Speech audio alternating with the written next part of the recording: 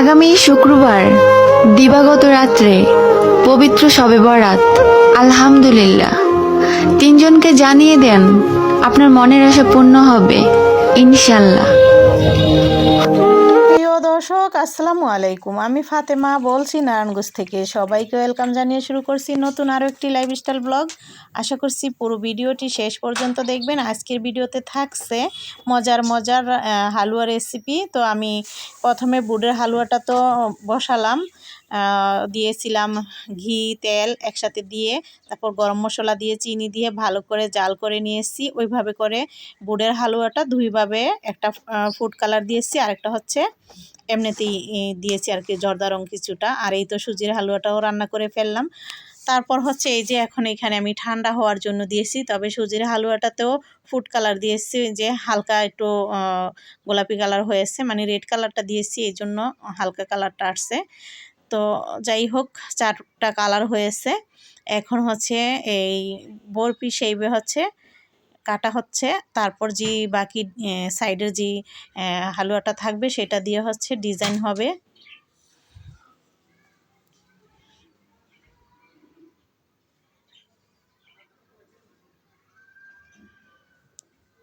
তো দেখুন, এই তো কাটা হয়ে গেল। এখন এগুলো একটু উঠিয়ে রাখবো। আর হচ্ছে এই যে সাইডের যেগুলো দেখতে ভালো লাগতেছে না বা ছোট সাইডের যেগুলো, সেগুলো দিয়ে হচ্ছে ফুলের ডিজাইন করে নেওয়া হবে। তো আবারও এই সুজির হালুয়াটা এখন কেটে নেওয়া হচ্ছে। যারা ভিডিওটা দেখতেছেন তাদেরকে অসংখ্য ধন্যবাদ। যারা এখনও আমার চ্যানেলটিকে সাবস্ক্রাইব করেনি, প্লিজ আমার চ্যানেলটিকে সাবস্ক্রাইব করে দিবেন। যারা অলরেডি করে দিয়েছেন তাদেরকে অসংখ্য ধন্যবাদ। আপনারা শেষ পর্যন্ত থাকুন, দেখুন, ভিডিওটি আপনাদের কাছে ভালো লাগবে। এইটা হচ্ছে স্কোয়ার শেপে, মানে 4 কোণাচ্চা হইতেছে। এইভাবে কাটলেও ভালো লাগে দেখতে। তারপর হচ্ছে সুজির যে সাদা হালুয়াটা, মানে এটাতে তো কালার হয় না, যেটা এতক্ষণ কাটা হলো লাল কালারের, সেটাও কিন্তু সুজিরই। তো এখন আমার মেয়ে হচ্ছে এই ডিজাইনগুলো করে নিচ্ছে, অলরেডি কয়েকটা বানিয়েও নিয়েছে। তারপর ও হচ্ছে লাইভে চলে গিয়েছিল, আমার ইউটিউব চ্যানেল থেকে লাইভে এই ভিডিও বানানো সম্পূর্ণ দেখানো হয়েছে। যারা দেখছেন তারা তো জানেনই। যাই হোক, আর এই যে কিছুটা আপনাদের সাথে শেয়ার করা হলো। তো যতটুকু পেরেছি আমি আপনাদের সাথে শেয়ার করলাম, আর বাকিটুকু লাইভে দেখানো হয়েছে। তো দেখুন কতটা সুন্দর হয়েছে। আশা করছি আপনাদের কাছেও ভালো লেগেছে। অনেকেই অনেক সুন্দর সুন্দর ডিজাইন বানাতে পারেন সুজির হালুয়া, তারপর বুটের হালুয়া, গাজরের হালুয়া, অনেকভাবে অনেক সুন্দর করে অনেক রকমের হালুয়া বানাতে পারেন। তো আমরাও শেয়ার করলাম আপনাদের মাঝে। আর যারা নতুন সংসারী অনেকেই হয়তো বা পারেন না, আর অনেকেই পারদর্শী আছে। তো যাই হোক, যারা পারেন না তারা আসলে ট্রাই করলে পেরে যাবেন। এভাবে আপনারা করার চেষ্টা করবেন। তো যেহেতু আমি রান্নাবান্নার ভিডিওই আপনাদের সাথে শেয়ার করি, তো এই ভিডিওটাও শেয়ার করে ফেললাম।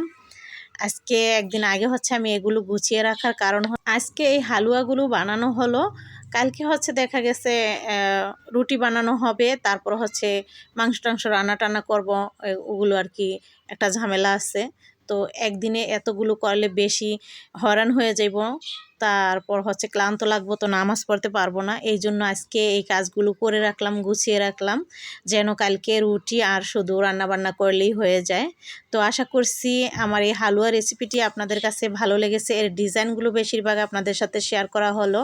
তো কেমন লেগেছে অবশ্যই কমেন্ট করে জানাবেন। তারপর হচ্ছে আমি এখানে কালকের যে ভিডিওটা ছিল সেটাই শেয়ার করলাম, যেহেতু আমার ওয়াচ টাইমের প্রয়োজন আছে, তাছাড়া ভিডিওটাও বেশি ছোটো হয়ে গিয়েছিল। তো আজকে রান্নাবান্না কিন্তু আমি ওই সময়ই করে নিয়েছিলাম, তবে কালকের ভিডিও আমি এখানে আপলোড করলাম, কারণ ওই যে বললাম ওয়াচ টাইম পূরণ হতে হবে, ভিডিও ছোট হয়ে যাবে। তো কালকে আমি যা করেছিলাম সেই ভিডিওটা শেয়ার করতে পারিনি, আমার চ্যানেলে আপলোড দিতে পারিনি। কালকে আমার মোবাইলটা চার্জ ছিল না। তো এই যে বিছানাপাতি হচ্ছে কালকে চেঞ্জ করে দিয়েছিলাম, তারপর হচ্ছে এগুলো আবার রেখে দিয়েছিলাম ধোয়ার জন্য। আর এই যে ঘরটর জেরে দিয়েছিলাম, এভাবে করে ঘরটর গুছগাছ করে নেওয়া হয়েছিল। শারমিন হচ্ছে অন্য অন্য যে রুমের ফার্নিচারগুলো সেগুলো আবার মুছে দিয়েছে।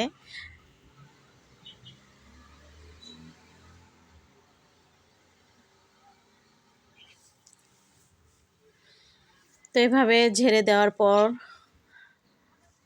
ওই পাশ থেকে আমি আপনাদের ভিডিও শ্যুটটা দেখাচ্ছি, তাহলে বোঝা যাবে। এই তো ঘরটর ঝাড়ু দিলাম, আমার মেয়ে হচ্ছে আবার এখানে বসে নাস্তা খাইতেছিল।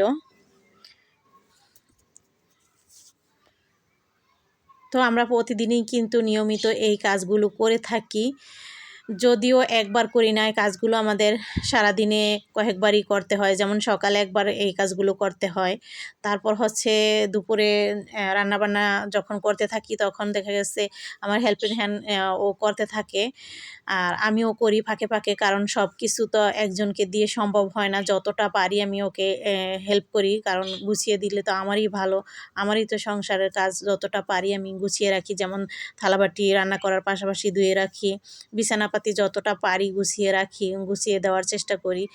এরপর তো সারাদিন পরেই থাকে। যদিও আমাদের ছোট বাবু নাই যে সারাক্ষণ নষ্ট করবে, এরকম না। তারপরও কিন্তু ঝাড়ু টাড়ু আমাদের দিয়ে রাখতে হয়, কারণ ভালো লাগে না। যেহেতু এখন কি এখন হচ্ছে শীতের দিন, তারপর শীত যদি নাও হয় তাও কিন্তু এখন বৃষ্টি হইতেছে না, এই জন্য ধুলাবালি আর কি অনেকটা বেশি আসে। তো ঘরটার কিন্তু দেখা গেছে দিনে 2-3 বার ঝাড়ু দিতে হয়, নয়তো ধুলায় ভরে যায়। তো এই যে কালকে কিন্তু এই রান্নাগুলো করেছিলাম, মানে ভর্তা রেসিপিগুলো, তো সেগুলো এই তো শেয়ার করে ফেললাম। আলুর ভর্তা করেছিলাম, তারপর 2 পদের শুটকি ভর্তা করেছিলাম, একটা হচ্ছে চিংড়ি শুটকি, একটা হচ্ছে লইট্টা শুটকি।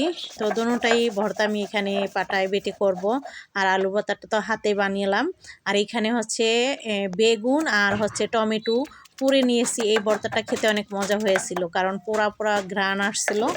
তো যাই হোক, এই তো এই ভর্তাটাও তৈরি করলাম, যে বেগুন আর হচ্ছে টমেটো দুইটা একসাথে মিক্স করে এই ভর্তাটা, আর 2 পদের শুটকির ভর্তা, আলুর ভর্তা, সাথে ডাল ছিল। তো এই যে এখন হচ্ছে চিংড়ি মাছের ভর্তাটা করা হবে। তোমার ভাইরে দাও গা, যে কোনটা লাগবো রাখতে বলো গা, তোমার ভাইয়েরগুলো।